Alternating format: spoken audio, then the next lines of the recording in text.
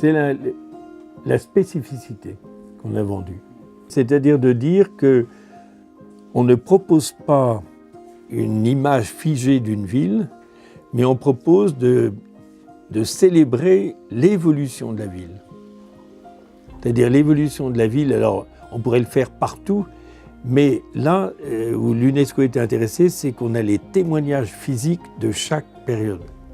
Parce qu'il y a beaucoup de villes qui peuvent dire « nous avons été une ancienne grande capitale », mais aujourd'hui il n'y a plus rien. Tandis qu'ici, il y avait la lisibilité directe de chaque période.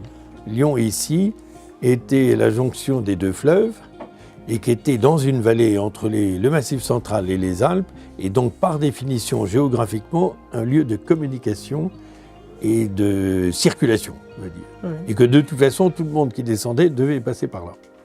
Donc ça donne une ville qui a la chance de bénéficier d'influence de l'extérieur. C'est-à-dire on n'est pas en plein milieu de la campagne, on est sur une chose de circulation. Mais ce qui nous a vraiment amusé, je me souviens, c'est de faire ressortir ce qui est spécifique. C'est qu'est-ce qui est différent des autres villes. Ça, je me souviens, dans tous les styles, parce qu'on n'a pas la plus grande cathédrale, tu te souviens, en disant la plus grande cathédrale gothique, ni la plus grande cathédrale, l'église romane.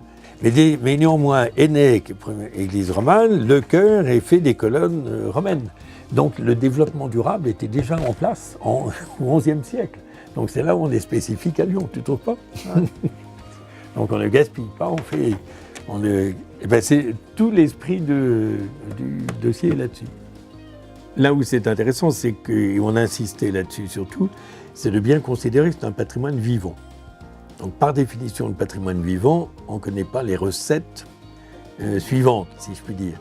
Donc c'était un peu une leçon pour apprendre à s'adapter à tout ce qui peut arriver. On part d'un existant et comment on écrit la page du siècle d'aujourd'hui.